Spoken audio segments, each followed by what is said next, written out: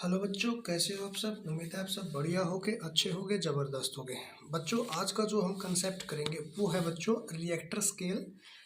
बच्चों ये जो कंसेप्ट हमने लिया है वो लिया है क्लास 8 से, साइंस का कंसेप्ट है जो कि सम नेचुरल फिनोमिना चैप्टर के अंडर आता है। तो बच्चों रिएक्टर स्केल को पढ़ते हैं। तो रिएक्टर स्केल क्या है बच्चों? रिएक्टर स्केल एक ऐसा स्केल है बच्चों जो भूकंप जब आता है, अर्थक्वेक जब आता है तो उसके मेजरमेंट को, उसकी सेस्मिक वेव्स को मापता है। भाई ये जो वेव्स हैं, जो ये अर्थ हमारी कापी है या जो इसके ऊपर जो वेव्स आई हैं वो कितनी नुकसानदायक है, कितनी खतरनाक है, या वो हल्की फुल्की है या वो नॉर्मल है। तो बच्चों पढ़ते हैं रिएक्टर स्केल। द मैग्नीट्यूड और intensity of an earthquake is measured by the reactor scale। तो बच्चों जो भूकंप की तीव्रता है उसका जो परिणाम है, यानी कि ये वेव्स कितनी खतरनाक है, कितनी इनकी स्पीड है, कैसे चल रही है, नॉर्मल है, बहुत अधिक नुकसानदायक है, तो उसको जो हम मापते हैं ना बच्चों, जिस इंस्ट्रूमेंट से मापते हैं या जिस स्केल के द्वारा हम मापते हैं उसको बोलते हैं बच्चों रिएक्टर स्केल। तो बच्चों रिएक्टर स्केल इसका नाम क्यों पड़ा उसके बारे में पढ़ते हैं। तो बच्चों जो रिएक्टर जो हमने अभी देखा था ना एक सिस्मोग्राफ टाइप से, तो रिएक्टर जो एक साइंटिस्ट का नाम है बच्चों चार्ल्स एफ रिएक्टर, उन्होंने इसको ना डेवलप किया था। ठीक है, जो अर्थक्वेक जो आता है ना उसकी जो वेव्स है उसको मेजर करने का जो तरीका था बच्चों वो चार्ल्स एफ रिएक्टर ने डिज़ाइन किया था, यानी कि उन्होंने इन्वेंट किया था। ये यूएसए के सिस्मोलॉजिस्ट थे बच्चों, और इन्होंने ना 1935 के अंदर क्या किया था, इस स्केल की इन्वेंशन की थी। ठीक है, the number indicate the magnitude और intensity of on Richter scale ranges between 0 to 9। यानी कि बच्चों जो रिएक्टर स्केल है ना, जो चार्ल्स एफ रिएक्टर ने क्या किया था, इन्वेंट किया था, रिएक्टर स्केल का परिणाम या उसकी तीव्रता को दर्शाने वाली जो संख्या होती है बच्चों वो 0 से 9 के बीच में होती है। Richter scale is not a linear scale. तो बच्चों लीनियर का तो मतलब पता होगा बच्चों, बिल्कुल एक स्ट्रेट, एक सीध में जाने वाली। जैसे आपने मैथ में भी तो कंसेप्ट किया है ना, लीनियर पेयर। ठीक है, 8th क्लास में आता है लीनियर पेयर, यानी कि वो एंगल्स होते हैं जो दोनों मिलके क्या बनाते हैं, 180 डिग्री के एंगल बनाते हैं। उसको क्या बोलते हैं बच्चों, लीनियर पेयर बोलते हैं। यानी कि एक सरल रेखा पर बने एंगल्स, ठीक है, जिनका सम कितना होता है 180 डिग्री होता है, उसको क्या बोलते हैं बच्चों, लीनियर पेयर। और साइंस में भी इसका लीनियर शब्द यूज किया गया है। तो इसके लिए क्या कहा गया बच्चों, रिएक्टर स्केल एक रेखीय पैमाना नहीं है। रेखीय का मतलब मैंने आपको बताया एक सरल रेखा का पैमाना नहीं है, यानी कि ये उन तरंगों को नहीं मापता जो केवल एक स्ट्रेट लाइन में जाती है, ये उन सभी तरंगों को मापता है जो चारों तरफ जाती है।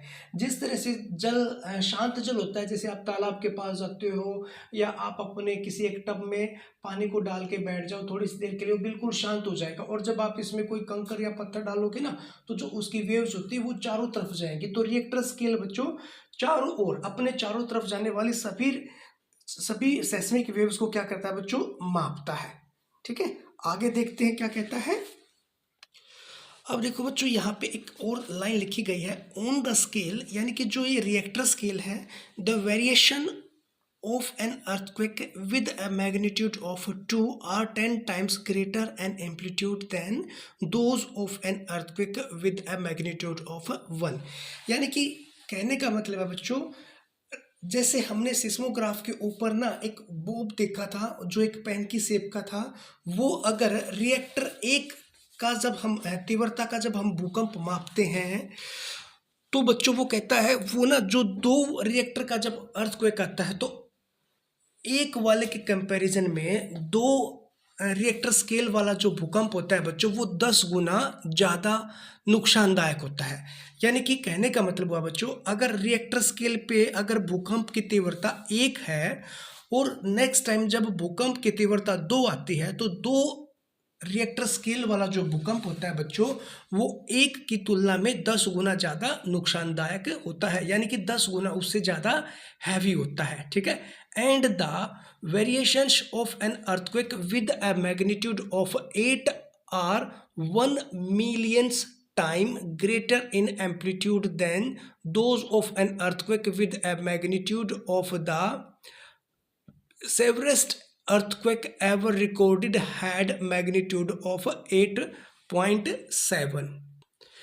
तो बच्चों यहाँ पे आपको बताया गया है, अगर नेक्स्ट टाइम कभी भी रिएक्टर स्केल पे जब हम किसी भूकंप की तीव्रता को मापते हैं और उसकी तीव्रता 8 होती है, तो बच्चों जो 2 गुना जो तीव्रता वाला जो भूकंप पहले कभी आया होगा ना, तो उससे 10 लाख गुना ज़्यादा नुकसानदायक वो भूकंप होता है। कहने का मतलब क्या हुआ बच्चों, अगर रिएक्टर स्केल पे एक अगर भूकंप की तीव्रता है, फिर अगर 2 भूकंप की तीव्रता है और फिर 8 भूकंप की तीव्रता है, तो जो एक वाले के कंपैरिजन में जो 2 रिएक्टर स्केल वाला है वो उससे पहले वाले से 10 गुना ज़्यादा खतरनाक होगा। और फिर जो तीसरे नंबर पे 8 गुना वाला जो भूकंप आया था जिसकी तीव्रता 8 गुना थी या 8 थी, तो वो 2 जो रिएक्टर स्केल पे जिसकी पैमाइश हमने की थी 2, तो वो बच्चों 2 से ना मतलब 10 लाख गुना अधिक तीव्रता, यानी कि 10 लाख गुना उससे अधिक नुकसानदायक अर्थक्वेक होगा।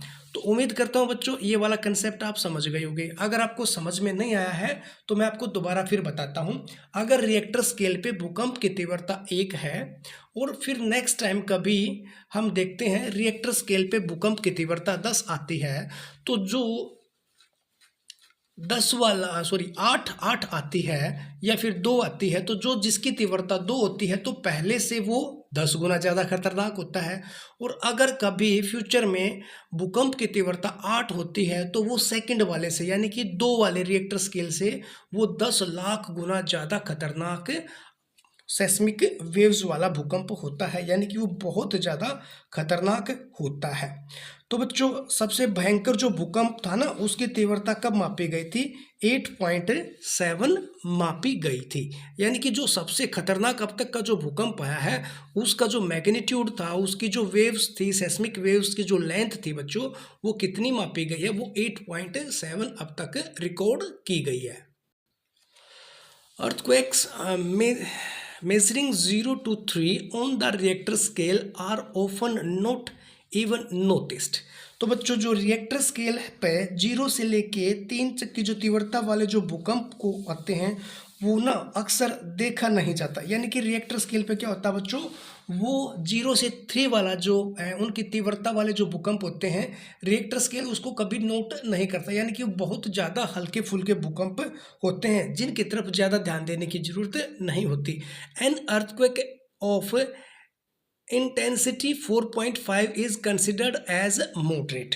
और जो बच्चों 4.5 तीव्रता का जो भूकंप आता है उसको मध्यम माना जाता है। और यानी कि सिंपल सी अगर बात हम माने तो उसको मतलब हल्का हल्का क्या किया जाता है, नोटिस करना शुरू कर दिया जाता है। At intensity 5.5 the earthquake is strong and can cause furniture to move and trees to sway. तो बच्चों जो 5.5 की तीव्रता वाला जो भूकंप होता है वो बच्चों क्या होता है, मजबूत भूकंप होता है, यानी कि थोड़ा सा ताकतवर होता है। किससे, 4.5 वाले जो भूकंप होता है वो क्या करता है बच्चों, 4.5 वाला वो हल्की फुल्की जो वस्तुएं होती हैं उसको हिला देता है। जैसे पंखा छत से लटक रहा होता है तो बच्चों क्या हो जाता है, थोड़ा थोड़ा हिलना शुरू कर देता है। लेकिन अगर हम 5.5 की बात करें ना तो क्या करता है बच्चों, थोड़ा सा मजबूत भूकंप होता है, ताकतवर भूकंप होता है। वो क्या करता है, वो फर्नीचर को हिला सकता है, वो पेड़ों को हिला सकता है। देन नेक्स्ट क्या लिखा बच्चों, at intensity 6.5 an earthquake can damage weak structure. और जो बच्चों 6.5 जो रिएक्टर स्केल जिसकी तीव्रता होती है बच्चों रिएक्टर स्केल के ऊपर, वो क्या करता है, वो जो वीक स्ट्रक्चर्स जो होते हैं ना बच्चों, जो कमज़ोर संरचना होती है, यानी कि जैसे कच्चे घर होते हैं या बगैर सीमेंट वगैरह का, जो बगैर कंक्रीट का होता है, या वो ऑलरेडी गिरने वाला होता है, वो उसका ढांचा टिका हुआ होता है, तो क्या करता है बच्चों, जो 6.5 रिएक्टर स्केल वाला जो भूकंप होता है वो वीक स्ट्रक्चर को क्या करता है बच्चों, वो गिरा देता है। और आगे क्या लिखा बच्चों, an earthquake of intensity 8 or more can be very distinguished and can destroy entire city. तो बच्चों उसके बाद जो 8 जिसका रिएक्टर स्केल पे जो मापा गया ना बच्चों, जैसे 8.7 का तो सबसे तीव्रेस्ट था, सबसे क्या बोल सकते हैं उसको, सबसे नुकसानदायक, खतरनाक, भयंकर, विनाशकारी जो भूकंप था बच्चों, वो अब तक का 8.7 माना गया था। और जो 8 रिएक्टर स्केल पे जिसकी तीव्रता मापी गई है बच्चों, या मापी जा सकती है, वो भूकंप क्या होता है बच्चों, बहुत अधिक नुकसानदायक यानी कि खतरनाक भूकंप माना जाता है, जो पूरे के पूरे एंटायर सिटी को क्या कर सकता है बच्चों, तबाह कर सकता है, डिस्ट्रॉय कर सकता है।